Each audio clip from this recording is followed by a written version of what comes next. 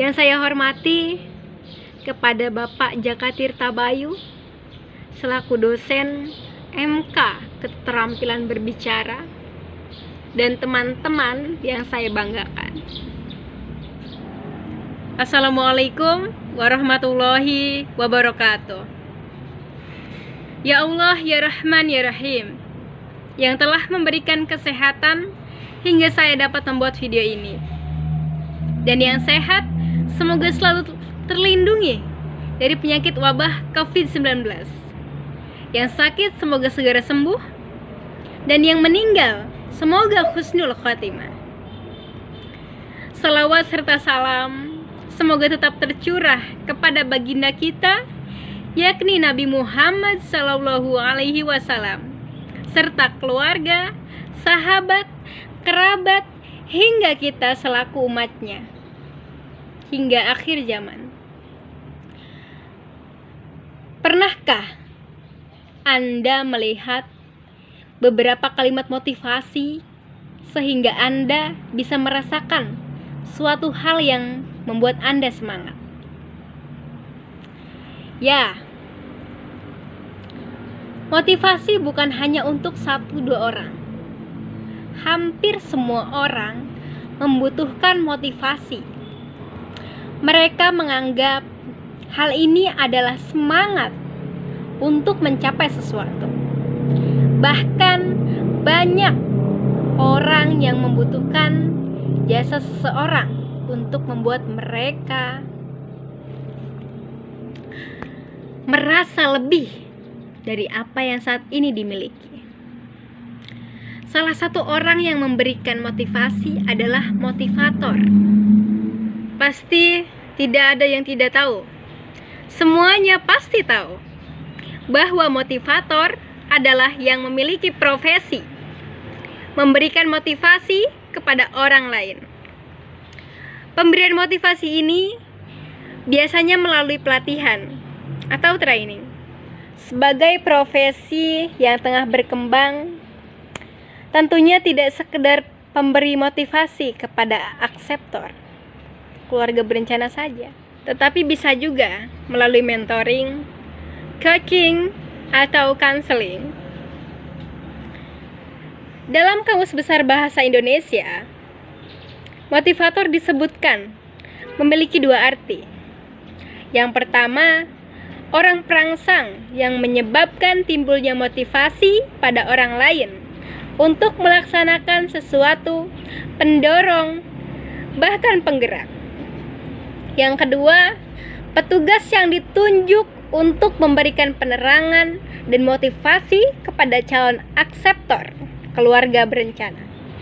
Sebagai profesi yang tengah berkembang, tentu artinya tidak sekedar pemberi motivasi kepada akseptor, keluarga berencana, melainkan kepada siapapun yang membutuhkan. Hanya saja karena ini merupakan profesi, maka ada jasa tertentu yang harus dibayarkan apabila membutuhkan motivasi dari motivator.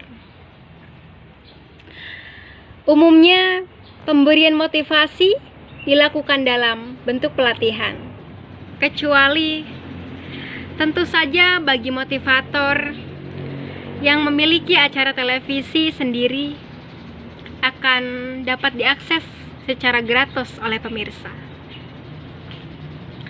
Sedangkan motivasi adalah sebuah dorongan, hasrat ataupun minat yang begitu besar di dalam diri untuk mencapai suatu keinginan, cita-cita, dan tujuan.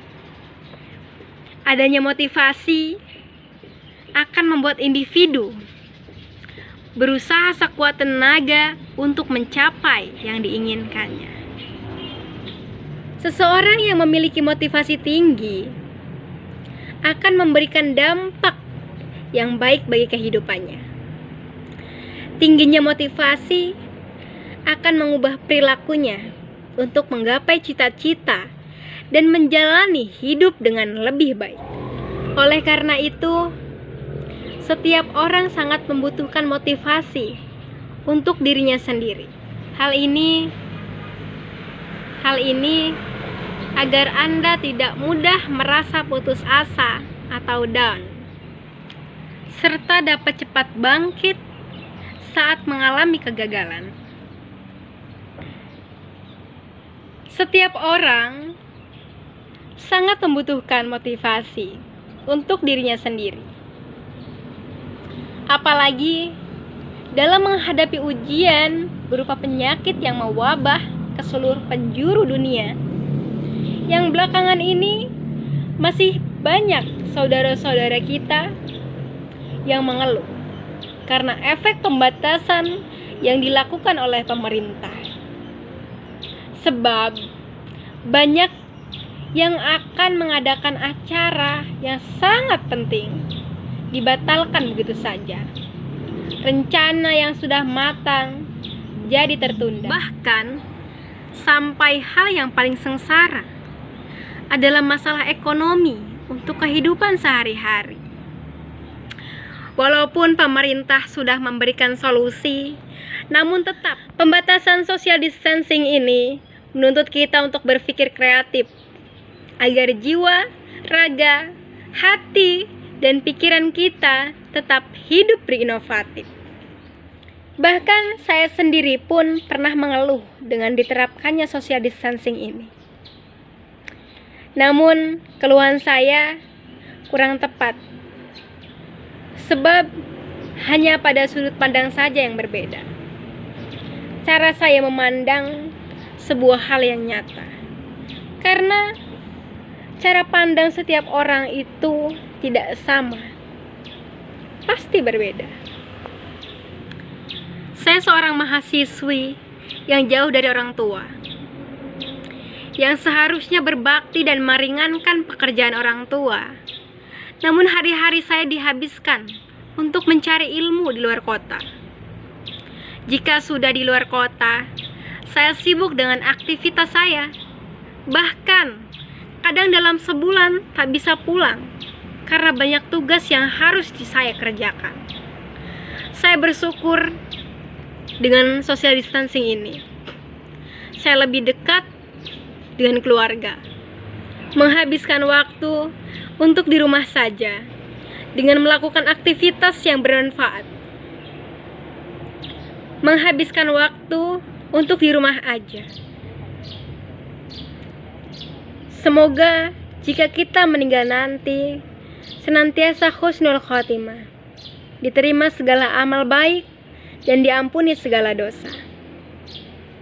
Jadilah pribadi yang positif agar jiwa, raga, dan hati, bahkan pikiran menjadi kreatif dan inovatif menuju aman, sehat, dan produktif. Salam dari saya. Salam dari saya, Siti Muspiroh,